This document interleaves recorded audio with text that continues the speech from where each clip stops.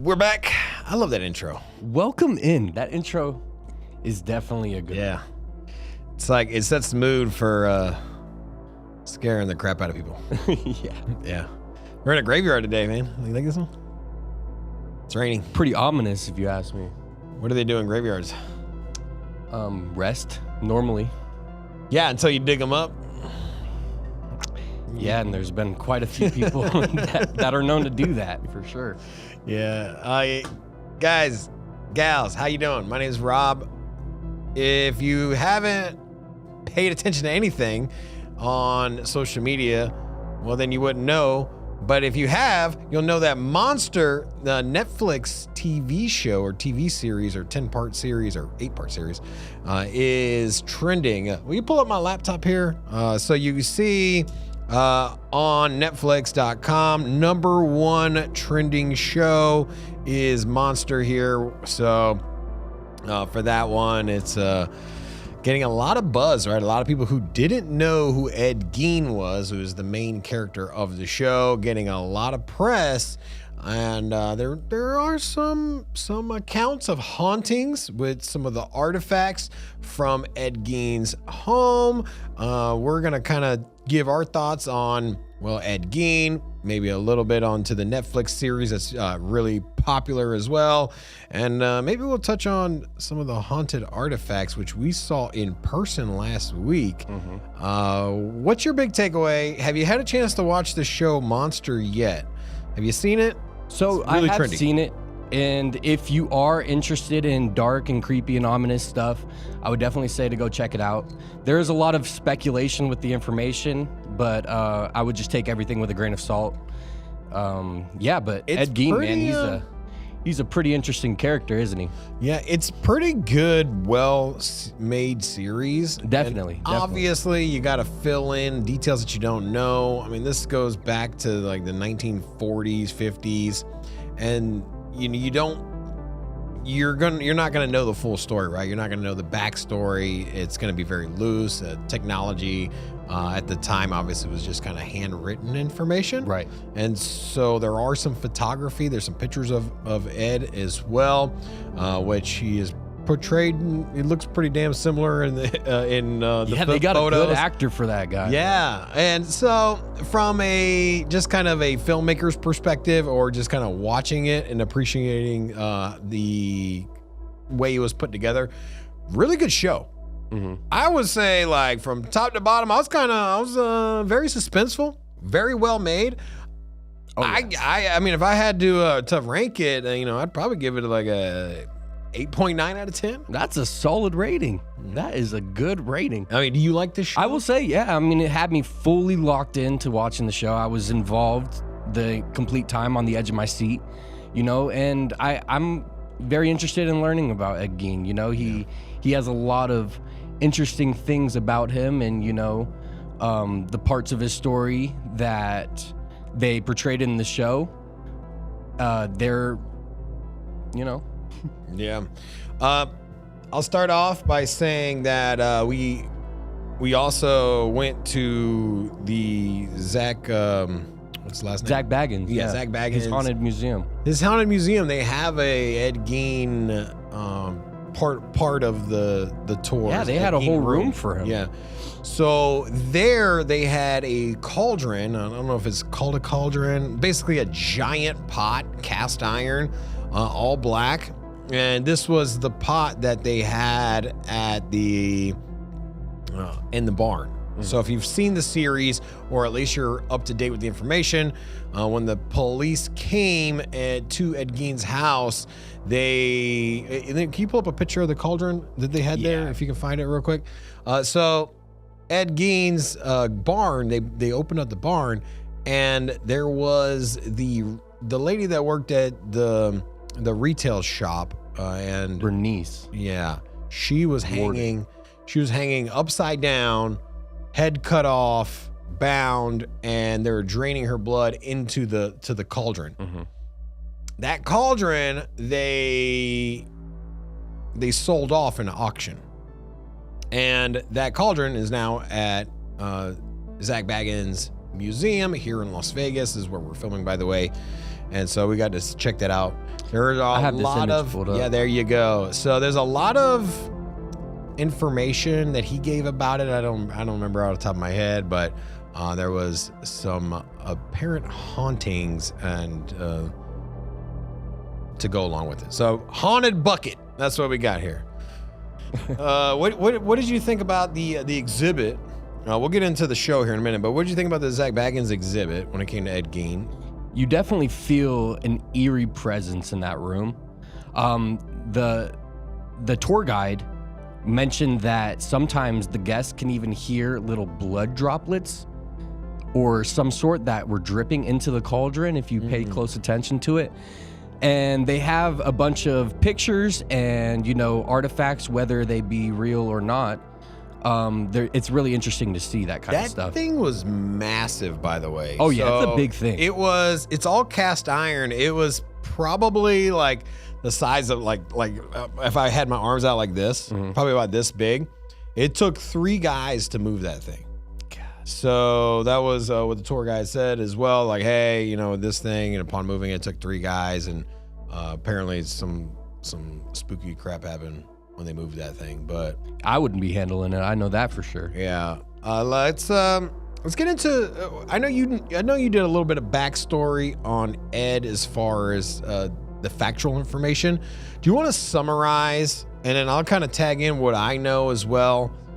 Just kind of give a little rundown of who Ed Gein was and where the history of that character came up from. Yeah, so Ed Gein, since a child, he was abnormal, a bit shy, timid, I would say. He had a very strange mother who was a Lutheran, very strict Lutheran. And she would make her sons, Ed and Henry, read Bible verses about women and about sin and about how human nature can be sinful and that a lot of things are deceitful. And this was implanted into Ed's mind very young as a child. So he grew up with the understanding that women were bad and anything having to do with women was sinful. He basically wasn't allowed to have sex, wasn't allowed to talk to women. Like it was just frowned upon. And it's like one of those kind of things where you say you try to push something super hard in one direction and then the people do the other way, right? It's like saying to a teenager, like, you're not allowed to go to parties, you're not allowed to go to parties, you can't go to parties, and then Right. or you're not allowed to drink, and then you start drinking. And so I think maybe that reverse psychology kind of breakout thing happened with him. And so I think that he perhaps, because was just drilled into his head, no women, can't touch women. Lo and behold, he's killing women and then wearing women's suits and wearing women's clothing and wearing, undergarments and all this. And so, well, mind you, Ed was shy. He didn't have many friends. And from that, he developed an Oedipal type of fixation with his mother, where he adored and was fascinated with everything that she did and idealized all of her, morals and how she viewed the world. And this is what he adapted to. Crazy part is he loved his mom so much, after she died, he went and dug her ass up. I know. And then he brought her back home, and I don't know, there's rumors that he twisted her head off, and then he kept digging up more women that were comparable to his mom. He was reading through the obituaries, and so he was seeing when people were getting buried, and then trying to digging them up immediately thereafter to get fresh bodies. So that's kind of a little backstory on him. When he did get caught, essentially what he had done was he confessed to killing 2 women. It's argued that he probably killed somewhere around 10 to 15 people. That's all loose. There's a couple hunters that disappeared. Right, those 2 girls that disappeared. Yeah, so the 2 hunters were the ones. That's the one that the Texas Chainsaw Massacre was kind of brought up about. And so rumor has it that he chainsawed the 2 hunters. did that happen? There's arguments against that, but that's kind of the story. And there. So the story here essentially is he spawned the inspiration behind the biggest movies in Hollywood, right? Texas Chainsaw Massacre, Psycho, which was like the original Alfred Hitchcock movie. Also, Silence of the Lambs as well. And then, I'm sure there'll be more, but don't forget, there's the big one, which is Monster. So now the number one trending series on Netflix. So yet again, another story, another popular cinematic performance, all going back to Ed Gein. And so, this might be the most influential man in modern history, right? Horror, basically. Yeah. And one man. And so there's rumors of him feeding his neighbors. Oh my goodness. There is, and I think a lot of this people just run with it, and they were just tying. Oh yeah, it's a lot of. And so it depends on what is true. But then again, there wasn't a lot of forensic evidence back in. This is the 40s we're talking about. So it wasn't a lot of forensic evidence back then. So basically, you could get away with a lot of stuff. No, yeah, for sure. You could shoot somebody and there's no fingerprints, no shell casing kind of forensic evidence. So you could basically be a horrible person like Ed Gein, commit atrocities, and if you're moderately intelligent on cleaning up behind yourself, you can get away with a lot. Especially out in the wilderness of Wisconsin. Yeah, you could, the middle of nowhere. Yeah, you can. You could turn up on the next town over, grab somebody, and then that's how the hell are they going to piece that together, Right. Especially if you're taking all the evidence and making it into furniture. Yeah. Which is tell him about what he did after he killed his people, and also after he dug up his mom. He repeatedly kept digging up other people with obituaries. Right. So what was he more famously known for? So Ed Gein was more known for being a grave robber, actually, and he would dig up victims that resembled his mother or had traits that were similar to his mother. And what he would do is he would take them out, and he would take parts like the head or the face or the female genitalia, or just or nipples or other types of things. Sometimes, he wouldn't even bring the bodies back to his house. He would just, take what he needed and then put the bodies back in and rebury them. But what he would do is he would bring them back to the house and he would display them, and then he would skin them. And he would use that skin for, household objects like lamps. And he made a wastebasket. Yeah, he made a wastebasket, and I know that he even made a skin suit where he would wear and pretend to be his mother or a female character. And he had a face where he would literally put on a different person's skin and look at himself in the mirror and image himself as that person. It's just it's sick to me. Yeah. It's kind of crazy. Yeah, he had a lot of skin objects, and I don't even think anybody had ever even thought of even creating a horror story to that degree until that happened, right? Sometimes reality is stranger than fiction. Yeah, and you watch. I'm a big space guy, and so you watch what you'll see in some of the movies, like Star Wars or. I don't know, Avatar or something like that. And what they have in the movies a lot of times is just a small fraction of what is actually like out there in these planets. You see the planet with like 2 suns. That's like extraordinarily common. And then sometimes you get 3 and 4 suns and things like that. So it's like whatever people like dream up of in movies sometimes falls short of reality, and this dude was about as evil as it freaking comes. Yeah. And like I think that's why almost 100 years later or 80 years later, we're still making movies and TV series about this dude. That's absolutely crazy. Well, this is one of the first known documented, things of someone with schizophrenia. Yeah. And where the schizophrenia took over them and made them do horrible, horrific things. Yeah, it probably gave a bad